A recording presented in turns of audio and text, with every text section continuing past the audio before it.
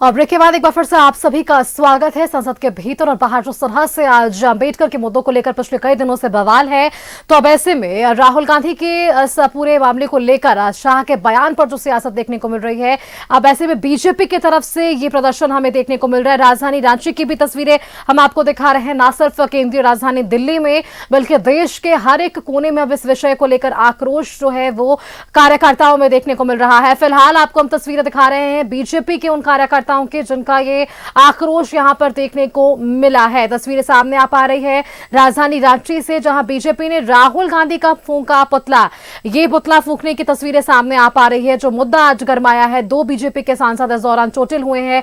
धक्का मुक्की की तस्वीरें हमने संसद के बाहर की देखी है। अब इन सब के बीच सियासत तेज हो चुकी है। राजधानी रांची में आज तीन जगहों पर पुतला दहन किया गया और देखिए, एक तरफ बीजेपी पुतला दहन कर रही है, दूसरी ओर कांग्रेस, वही राजद भी पीछे नहीं रही। और देखिए, अंबेडकर के सम्मान को लेकर के ही आज ये पुतला दहन हुआ है। यहाँ पर जो दिखा रहे हैं, ये झारखंड बीजेपी महानगर के तरफ से ये पुतला इस आधार पर का है। देखिए, भीमराव अंबेडकर जी के और महापुरुषों का लगातार सम्मान करने का काम भारतीय जनता पार्टी का हर एक कार्यकर्ता करता है। हम लोग भीमराव अंबेडकर जी के विचारों पर, उनके मार्गदर्शन पर चलने का काम करते हैं। भारतीय जनता पार्टी अंत्योदय के मार्ग पर काम करती है।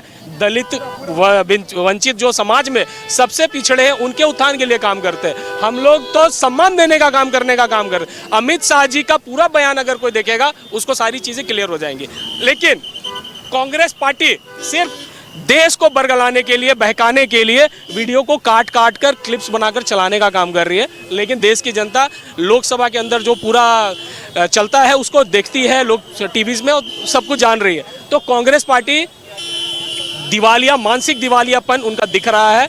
कांग्रेस पार्टी के मुखिया राहुल गांधी ने लोकसभा के अंदर जिस तरीके से दूसरे जीते हुए प्रत्याशी को धक्का देकर चोटिल किया, ये लोकतंत्र की हत्या है। और इतिहास में यह पहली घटना होगी जब एक जीता हुआ कैंडिडेट दूसरे जीते हुए कैंडिडेट को धक्का मारकर उसको घायल करने का काम कर। के मंदिर में पूरे देश की जनता ने देखा है जिस प्रकार से बाबा साहेब का अपमान जिस प्रकार से कांग्रेस पार्टी के लोगों ने किया था, उसके एक एक धागा को जब पार्लियामेंट में देश के गृह मंत्री आदरणीय अमित शाह जी जब खोल रहे थे, तो कांग्रेस पार्टी ने रिएक्शन दिया है। और कांग्रेस पार्टी का इस प्रकार का रिएक्शन, लीडर ऑफ अपोजिशन जो देश का संवैधानिक पद होता है, लीडर ऑफ अपोजिशन का इस प्रकार का कृत्य आज लोकतंत्र के मंदिर में देखने को मिला। हमारे 2 सांसद घायल हैं। मोड़ के पेश किया गया था, उस पर सारा वक्तव्य आया है। ओरिजिनल वीडियो को भी भाजपा ने जारी किया था।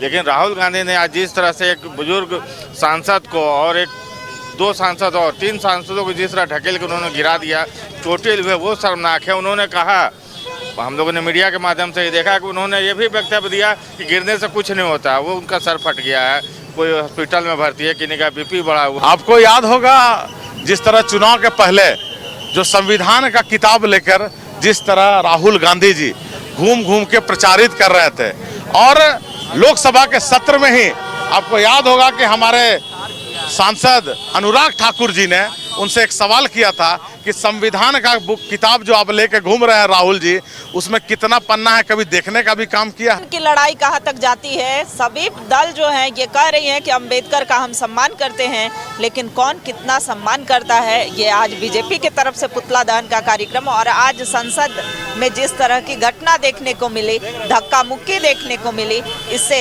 पता चलता है कि देखिए, अंबेडकर के सम्मान की बात कर रही है बीजेपी, उधर कांग्रेस, इधर आरजेडी। लेकिन देखना होगा कि आगे ये और लड़ाई कहां तक जाती है। कैमरामैन राजा के साथ रुचि शर्मा, न्यूज़ 11 भारत रांची।